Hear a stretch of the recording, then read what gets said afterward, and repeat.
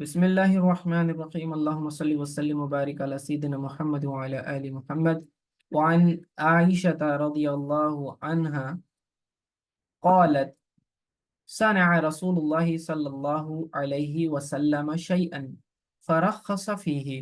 حضرت عائشہ صدیقہ رضی اللہ تعالی عنہا فرماتی ہیں کہ نبی صلی اللہ علیہ وآلہ وسلم نے کوئی کام کیا، فرخص فیہ، پھر اس کی اجازت ہو گئی، فتنزہ عنہ قوم، مگر ایک گروہ نے اس سے پرہیز کیا، فبلغ ذلك رسول اللہ صلی اللہ علیہ وسلم، جب یہ بات حضور صلی اللہ علیہ وسلم کو پہنچی، فخطب فحمید اللہ، تو انہوں نے خطبہ دیا، آقا علیہ السلام نے خطاب کیا، خطبہ دیا اور اس میں اللہ عز و جل کی حمد بیان کی. ثم قال، اس کے بعد کہا، ما بال اقوام یتنزہون عن الشیء اصنعه، کہ کیا بات ہے کہ میں لوگوں کا کیا حال ہے کہ میں انہیں ان چیزوں سے بچتے ہوئے دیکھ رہا ہوں جو میں کرتا ہوں. فواللہ انی لأعلمهم باللہ واشدهم له خشیہ. تو آقا علیہ السلام نے فرمایا کہ بے شک میں اللہ کی قسم میں سب سے زیادہ اللہ کو جانتا ہوں اور سب سے زیادہ اللہ عز و جل سے ڈرتا ہوں. متفقون علیہ. ٹھیک ہے.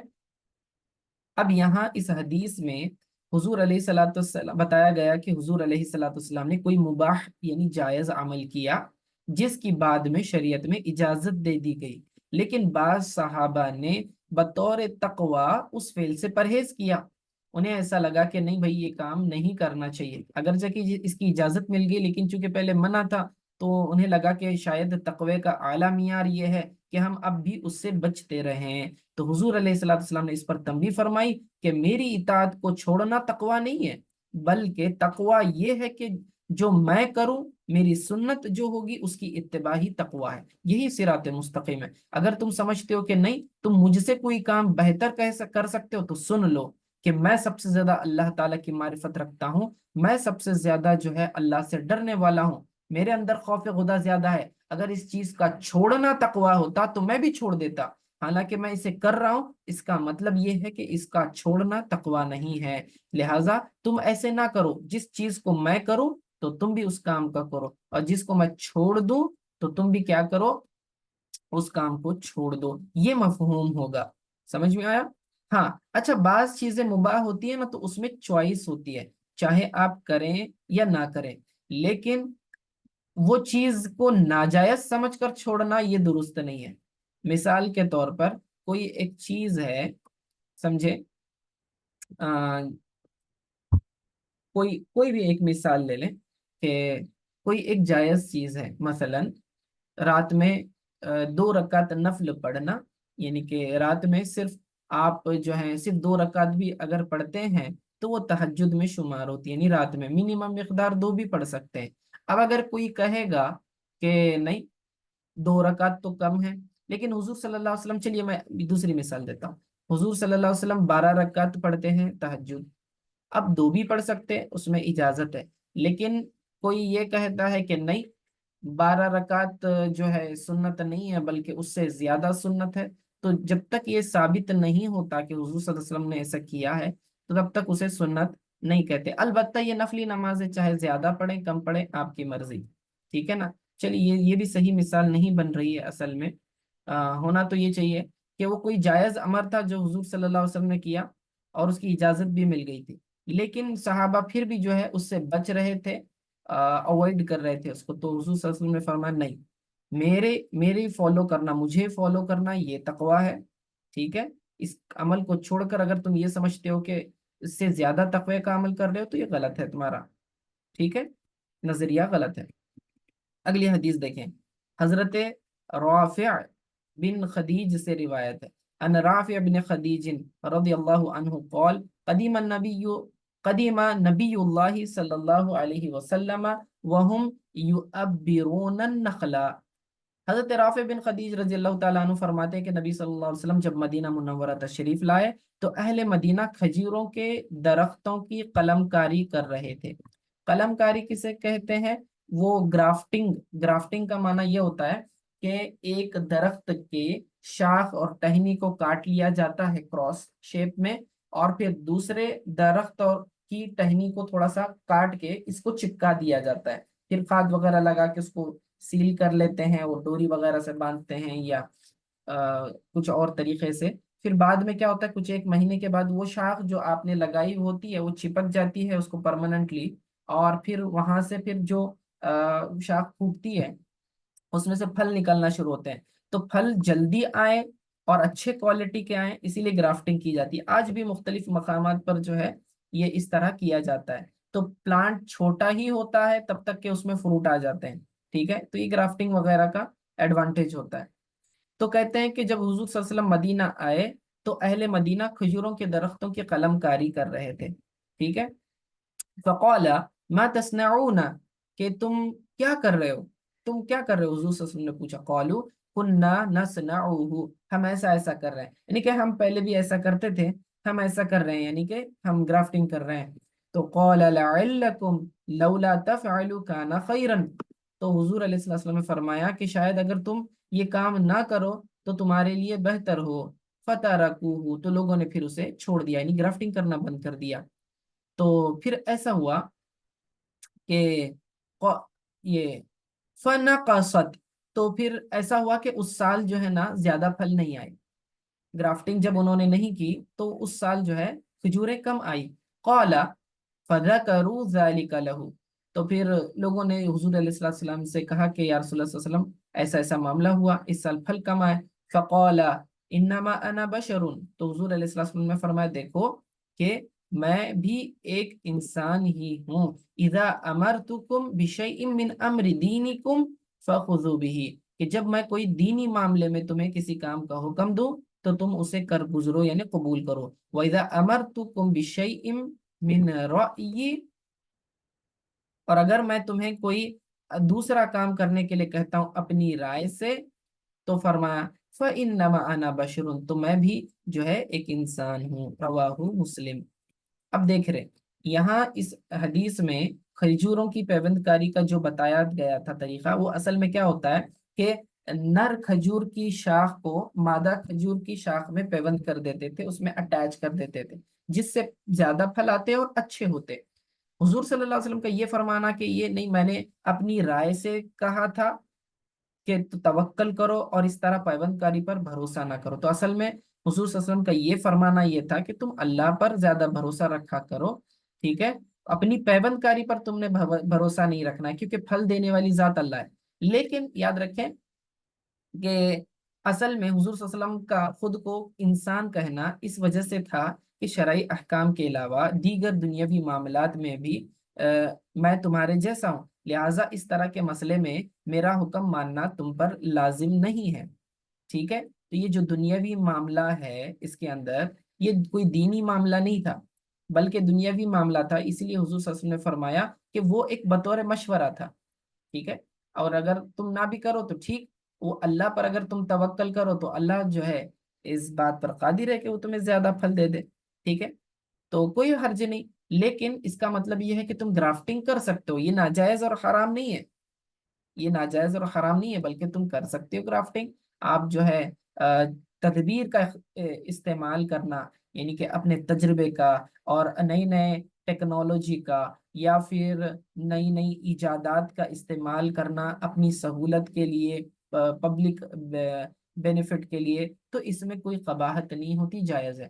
چنانچہ آج کے زمانے میں جو مشینریز وغیرہ استعمال کی جاتی ہیں تو یہ بھی جائز ہے، کیونکہ انسان کی سہولت وغیرہ کے لیے بنے۔ اسی طرح جو بھی ایگریکلچر فیلڈ کے اندر نئے نئے ریسرچ ہوتے رہتے ہیں، جس کی وجہ سے آپ دیکھیں بہت زیادہ پیداوار ہوتی ہے، الگ الگ طریقے ہیں، گرافٹنگ تو اس میں سے ایک ہے، ٹھیک ہے، ایسی بہت سارے طریقے ہیں جلدی جلدی پھل لانے کے، کیونکہ ایک درخت جو ہے چھوٹے سے بڑا ہو کر پھر اس میں پھل آنے تک کافی ٹائم ہو جاتا ہے، تو جب جو ہے چھوٹا درخت ہوتا ہے نا، 1-2 سال کا ہو جانے کے بعد وہ لوگ کیا کرتے ہیں، جو پہلے بڑا درخت ہوتا ہے یعنی 8-10 سال پرانا جس پر مسلسل پھل آ رہے ہوتے ہیں، تو اس کی ایک ٹہنی ایک شاخ کو کٹ کر لیتے ہیں، اور جو نیا درخت ہوتا ہے نا اس کی شاخ کو اٹیچ کر دیتے ہیں. اب اس سے کیا ہوتا ہے کہ یہ پھل 1-2 سال کے اندر ہی پھل دینا شروع کر دیتا ہے یہ درخت.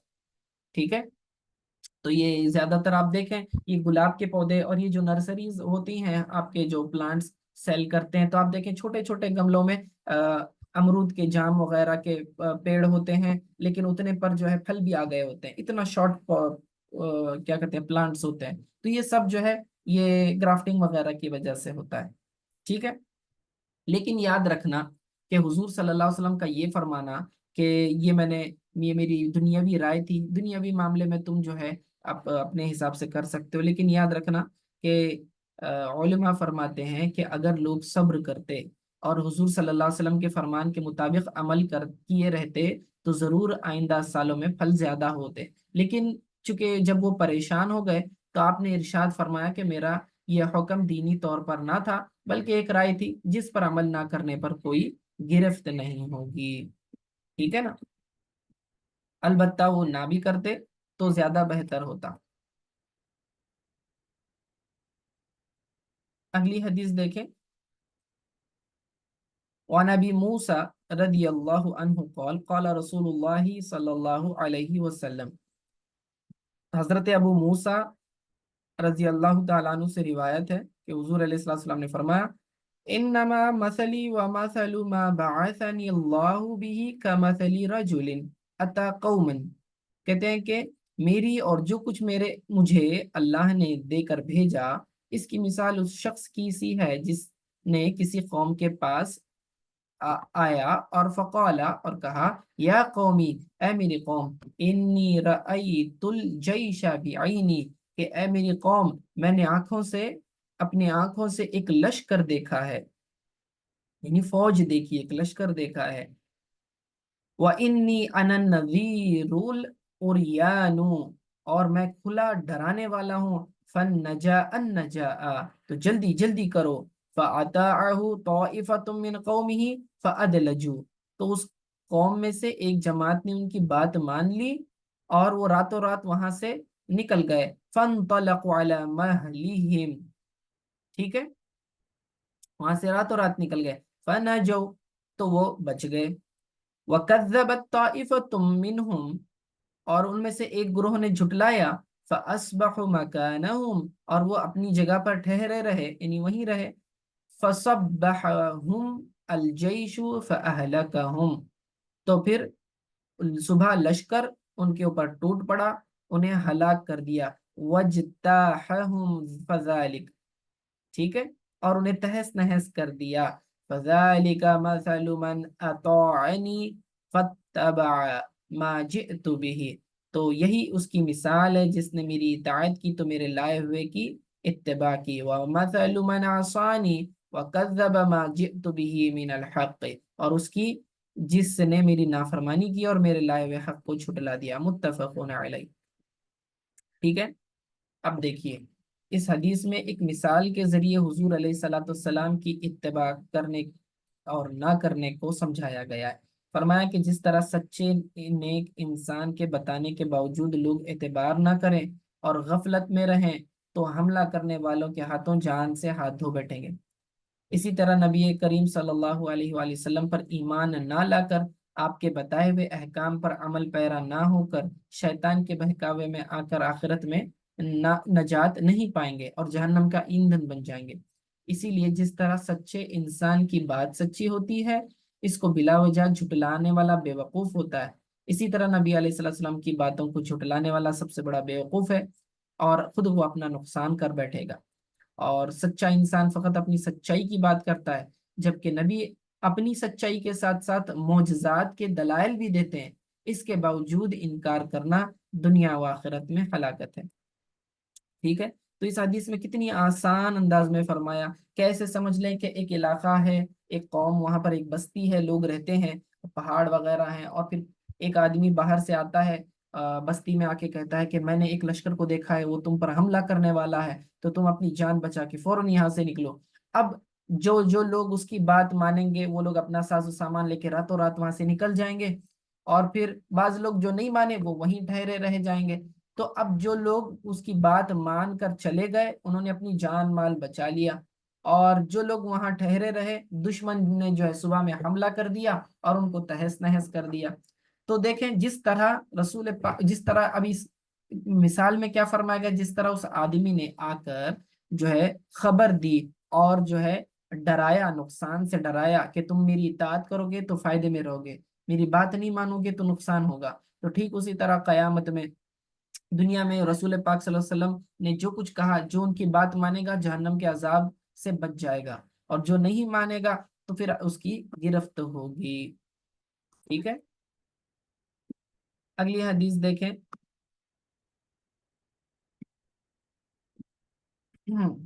وعن ابی ہریرہ رضی اللہ عنہ قال قال رسول اللہ صلی اللہ تعالی علیہ وسلم،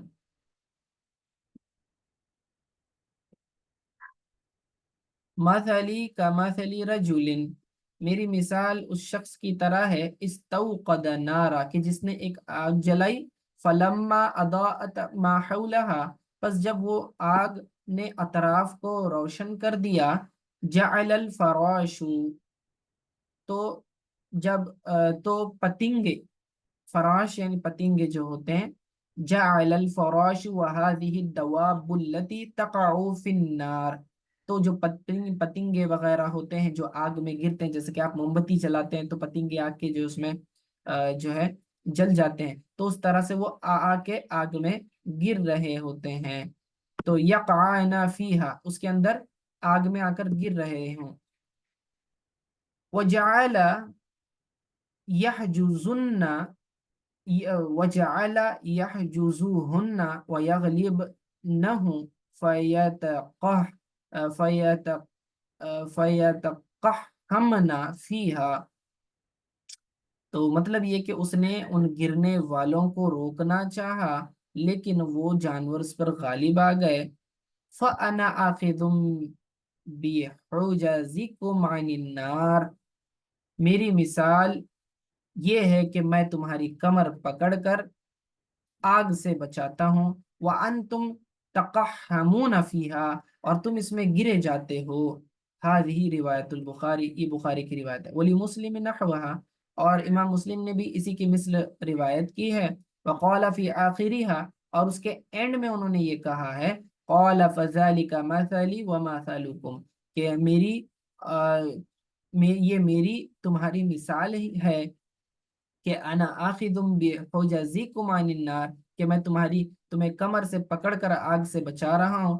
حلم عن النار، آگ سے بھاگو، حلم عن النار، تو آگ سے بچو یعنی آگ سے بھاگو، فتغلبونی تقحمون فیہا، مگر تم مجھ پر غالب آ جاتے ہو یعنی آگ میں گرے جاتے ہو۔